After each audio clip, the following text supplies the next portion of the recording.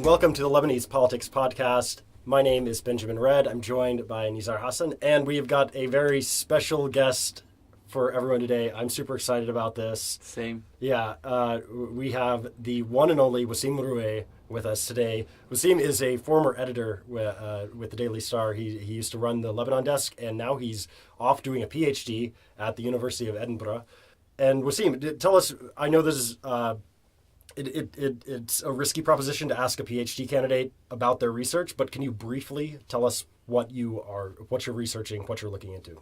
Sure. So I'm in my second year as a PhD student at the University of Edinburgh, and I'm studying intra-sectarian relations during civil wars. So not just Lebanon, elsewhere or mostly in Lebanon? In several places, in Lebanon and other places, so it's kind of comparative study. Oh, wow. Okay. And I'm here in Lebanon for a few months to do my research, and then I'm heading back to Edinburgh in late August, hopefully. All right. Well, welcome to the show. We're really super excited to have you. Thank you. Likewise. First off, let's talk about what happened last week. The elections have begun, actually. So the expat voting has already happened. On Friday, Lebanese voters voted in 6 Arab countries, in Kuwait, Qatar, UAE, Saudi, Egypt, and Oman. There were about 12,600 who registered to vote, and of that, about roughly 60% of them actually went to the polls. Also, so we're recording this on Saturday, even though the show goes out Monday. By the time you listen to this, people will have voted in 34 other non-Arab countries around the world. So a lot going on. Just to give you a rough idea of the numbers, so there were 12,000 who were in the Arab countries who were registered to vote, 60% turnout there. There's 83,000 registered overall. So we've got another 70,000 roughly expats who are registered to vote around the world, who by the time you're listening to this will know how many of them actually came out. But then this is actually sort of a small number as well, because there are something like 3.7 million people registered to vote in Lebanon, which that number sounds a little bit high to me, but that is the number. That is what is on the voter rolls. And those people will be going to the polls on May 6th. Also, over the past week, this wasn't actually technically the past week, right? But we had a member of the Electoral Supervisory Committee resign, right? Yes, Silvana Lais, she was the representative of civil society on the committee. Oh, okay. And why did she resign? She resigned because she said the committee was not operating in a transparent manner, that it didn't have any prerogatives to do its job properly, and that it's mostly targeting small lists and campaigns rather than the big, ruling parties. Yeah. Okay, we also had an attack on a candidate in the South, I believe on Sunday, last Sunday. Ali Amin was attacked by supposedly some 40-odd guys. They said that it was with Hezbollah. I'm not sure if that was ever proven. He was put in the hospital, but he's fine now. I think he was released relatively shortly thereafter. I want to say not life-threatening injuries or anything, but he's on the pro-LF list down there, I believe, against Hezbollah. Also, we had a scandal in Kasserwain. The Hezbollah, speaking of Hezbollah, the Hezbollah candidate in Kasserwain Jbeil technically, went and received the key to Kasserwain, from the head of the municipality federation in Kasserwain Futuh. What's his name? Hubeish. Yes, his name is Jouan Hubeish. Jouan. Yes. So there was a ceremony in a Shia village in Kasserwain, and you had Jouan Hubeish giving the key to Kasserwain to Hezbollah candidate in the Jbeil Kasserwain district from the Zuaiter family. His name is Sheikh Hussein Zuaiter. Yeah. Yes. And so it triggered an uproar in the area. You had so many people saying nobody gave the right to Mr. Hubeish to give the key to Kasserwain to Hezbollah. And then the following day, Nasrallah had a speech. Right. It was an already scheduled speech, and he said he downplayed the significance of this gesture. He said the key to Kasserwain is in the hands of President Michel Aoun and the Magnate Patriarch, so don't worry. Right. And there was also something about Hubeish didn't know that he was giving the key. There were a lot of stories flying around. That's about. True. He said I only knew about it at the very last minute, and I did not want to spoil the ceremony, so I wasn't prepared for it. That's what happened. Right. So Nasrallah spoke then. He also spoke earlier on Saturday in Tyre. And so with this, we're going back to what we talked about last week here with him talking about the future movement and Hariri responding. So he said that the future movement, there was a sort of a division of labor between Hezbollah and the future movement, sort of, and Hezbollah takes care of security. The future movement is supposed to take care of the economy, and the future movement had failed. Hariri responded with the same rhetoric, basically, that he's using all over the campaign trail. It is just to promise more development to all of these areas and to say that Hezbollah has a scheme to control these different districts. I think he was in the Be'a, and then he was in the north this past week and over the weekend. We also had three things that related to Syrian refugees in the country. Semi Jamail, the head of the Kataib party, he led a challenge in the Constitutional Council against Article 49 of the new budget law that they passed. So this article basically just says if you buy a house that is expensive enough, then you can get an Iqama, get a residency permit for as long as you buy the house. And Kataib, I mean, they've been pretty clear on this. They are concerned that, well, maybe this violates the Constitution because it may allow non-Lebanese to settle in Lebanon, which is expressly against the preamble to the Constitution. Yeah, they're scared that this could lead to the permanent settling of Palestinians and Syrians in Lebanon, you know. Right. Which on the other side, you have people like Ibrahim Kanaan, who, guess what? He's running on a rival list against Semi Jamail's list in Metin, who is the head of the Budget and Finance Committee in Parliament, who passed this law, who obviously, he's associated with this law, and he's saying, oh no, this is not a big deal. This has nothing to actually change the immigration law in the country. If you have a problem with it, then you have a problem with the immigration law itself, not with just the budget.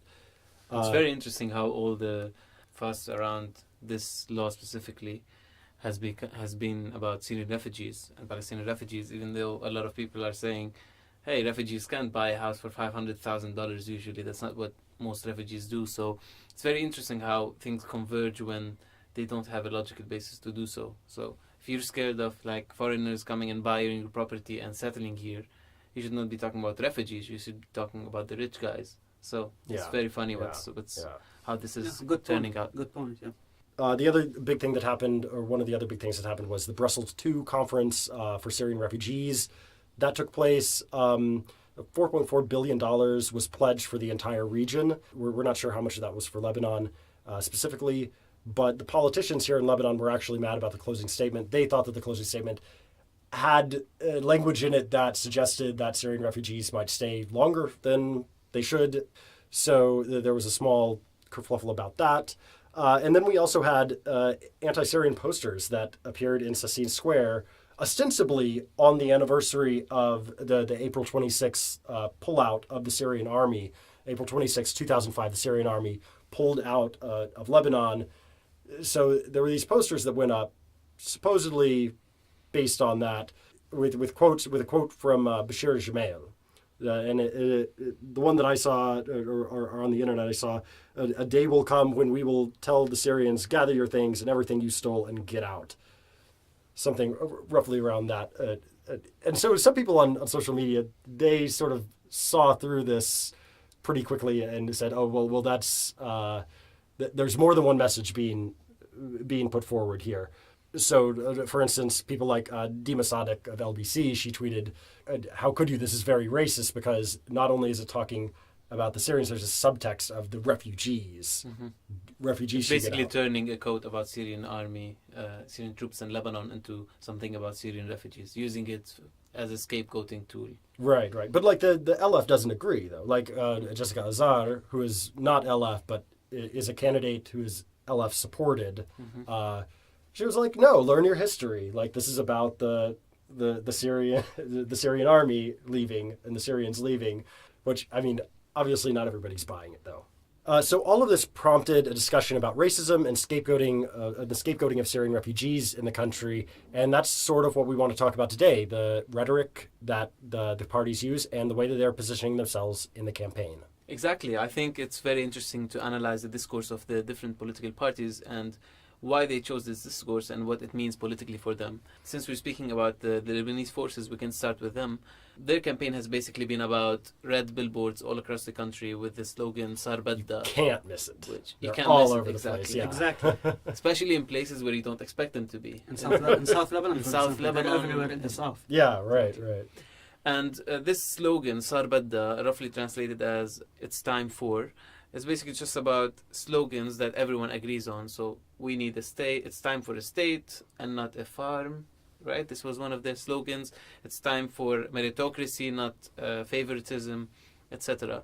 And LF is trying to basically establish itself as a political party, as a movement, as an organization that is an agent of change, as opposed to the establishment that is protecting these negative components of the discourse. So Right. In the current government, the FPM, their rivals, their Christian rivals, they've got the upper hand. They've got the presidency. They've got a lot more cabinet posts. The LF is saying, "Oh, we want to come in and change this." Even though they are a part of the government, they only have like 3 ministers or something, right?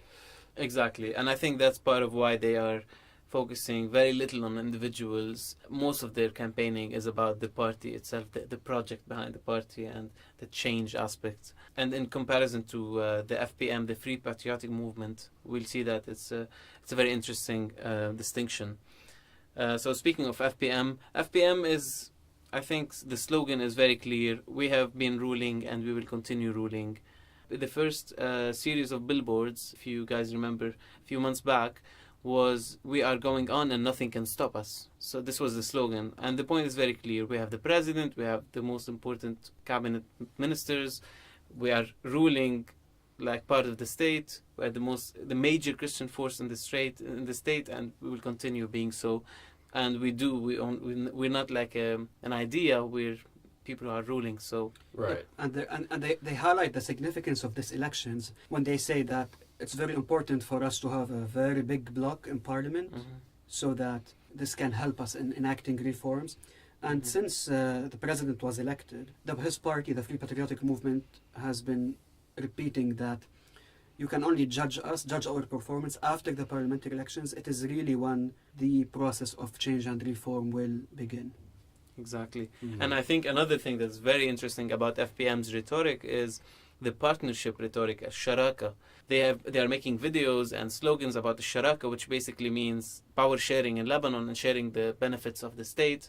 And they're saying, if you have a strong political party that represents Christians like FPM in the state, this will allow us to cater for our community, and if you vote for us and we become stronger, we'll be able to give you even more.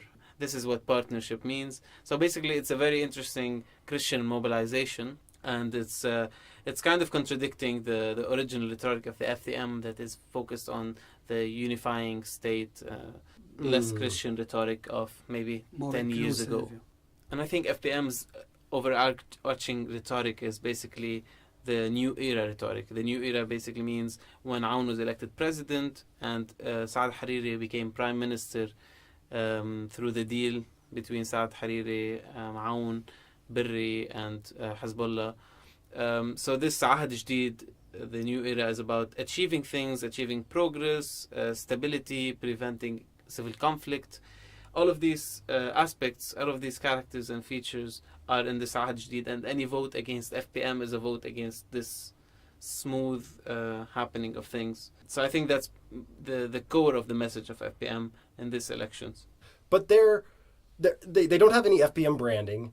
They don't have the same FPM, slogans or anything like that. They are literally running their own campaigns. And this even applies to Shamil Rukos, who is Aoun's son-in-law, former brigadier general in the army, who's sort of like one of the, I guess, princes of the FPM, I guess you could say, even though he's not in the FPM technically, right? But he's looked to as a potential successor in leadership. And he doesn't have anything on his face is all over the place, but he doesn't have anything saying that, oh, I'm FPM or anything like that. And so this is in stark contrast to the LF, which has a very, like you mentioned, like they've got a very disciplined campaign. They've got one message, is Sar Badda, and the LF really emphasizes this organization over the individual candidates. They do have posters for the candidates, but they all look the same, with very few exceptions.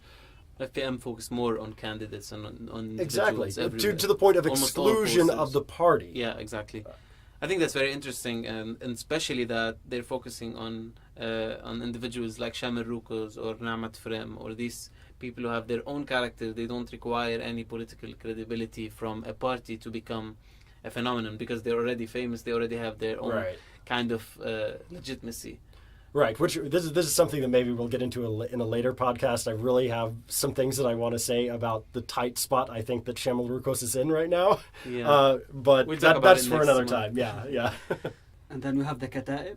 You know, since this compromise, this deal was made between Hariri and Aoun, and which brought Aoun to the presidency, the Kataib have been arguing that it happened on the expense of Lebanon's sovereignty, independence. And they've been accusing the government of corruption and mismanagement and the way they handled the garbage crisis, etc.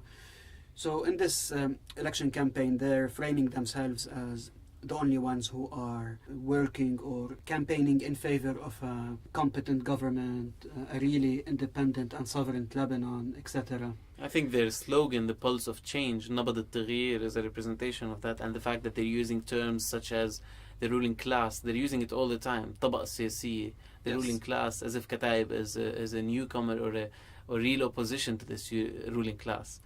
Who thought Kataib would be anti-ruling class in Lebanon? I mean, this has been ever since they resigned from the government in 2015 or something like that. Exactly.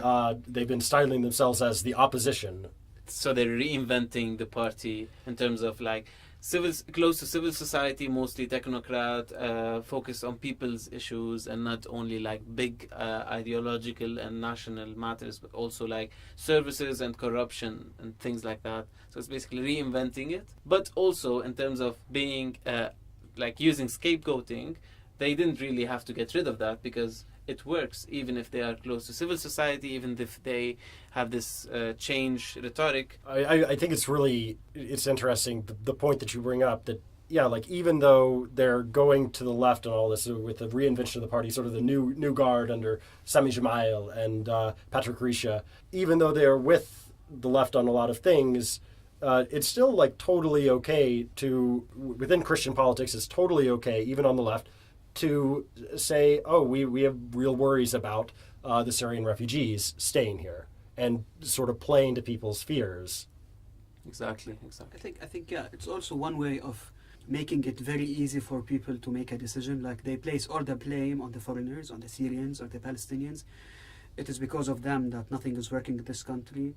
Once we find a solution for this problem, once they're back in Syria, all our problems will be solved. It's kind of a simplistic approach, I would say.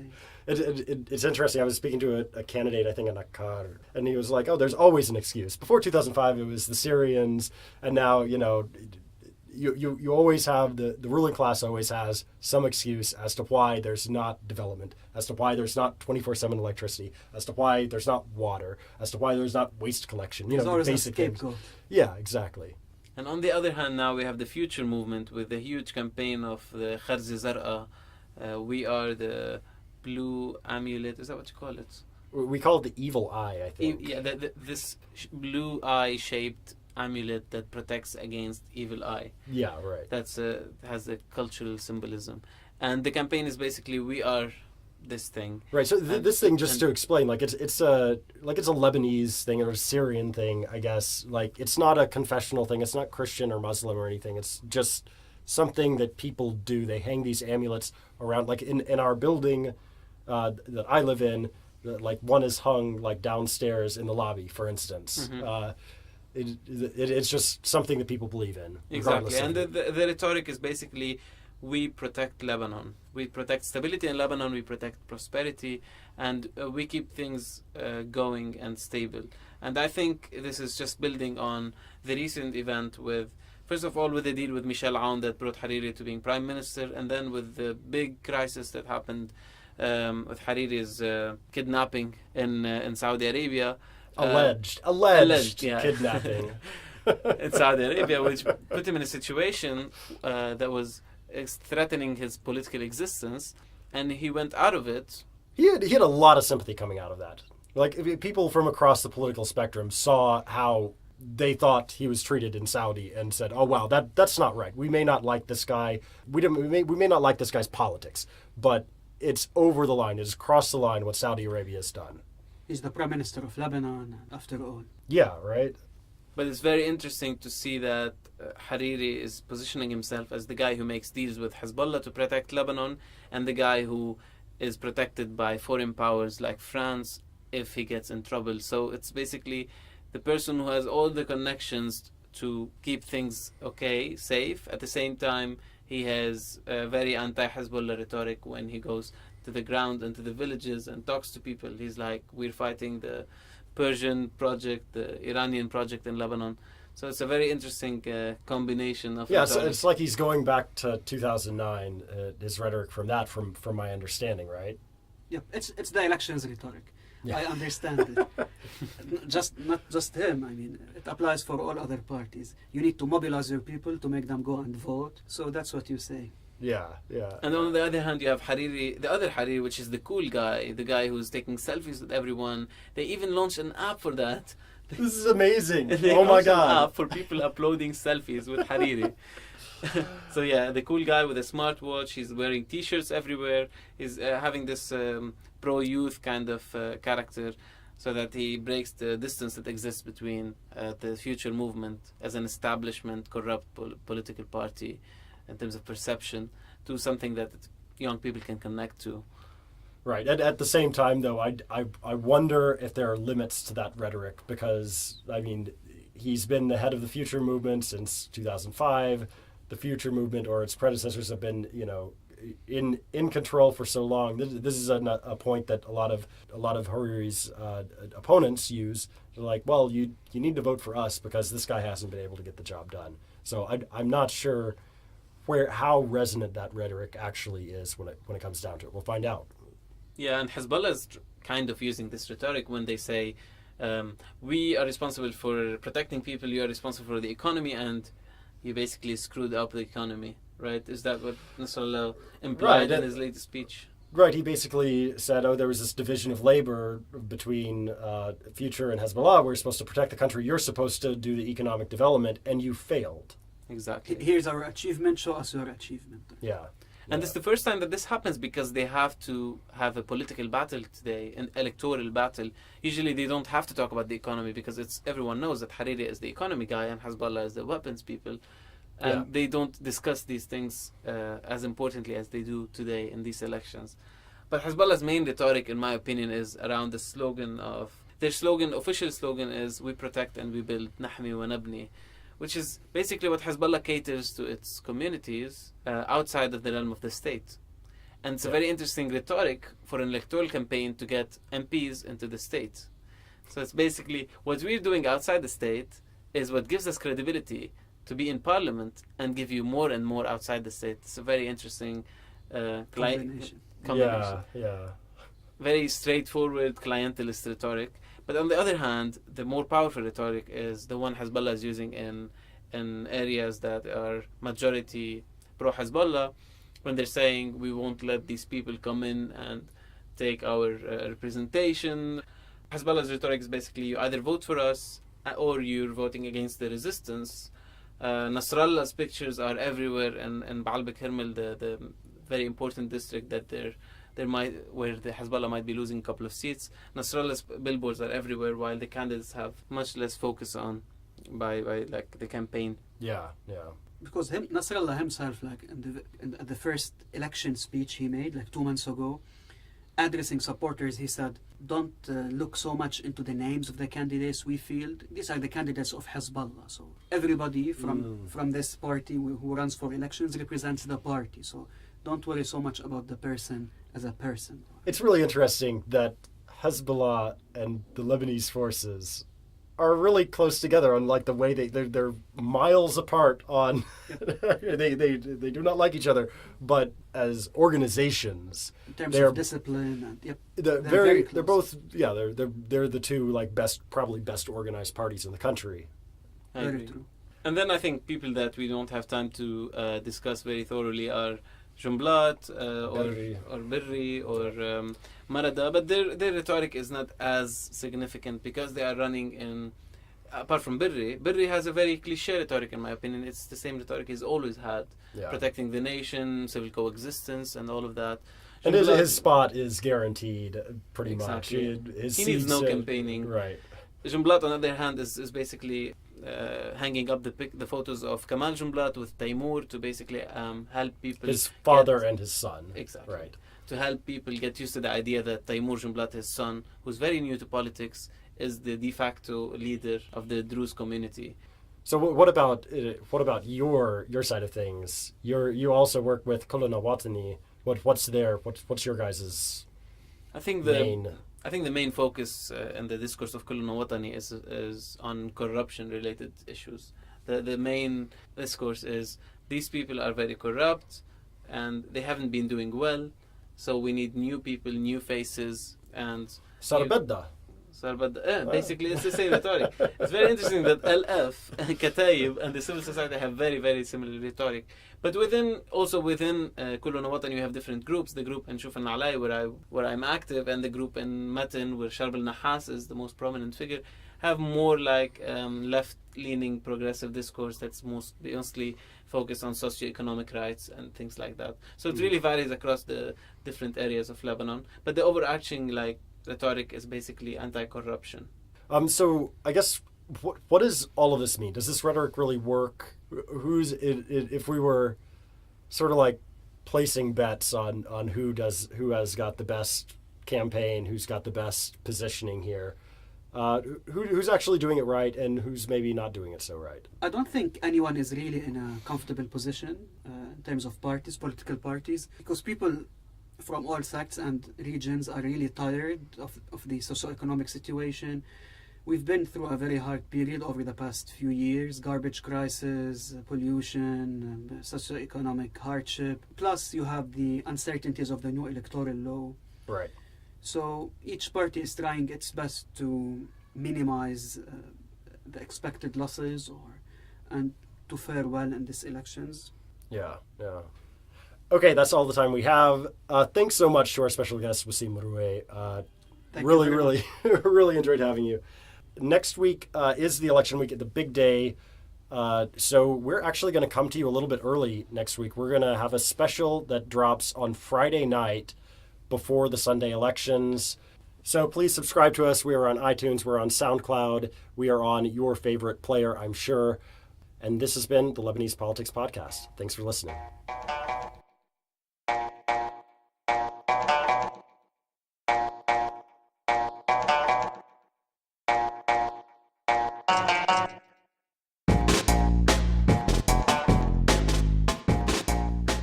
The Lebanese Politics Podcast is brought to you by myself, Nizar Hassan, Benjamin Red, produced behind the scenes by Susan Wilson, and the music is by Omar El Fil.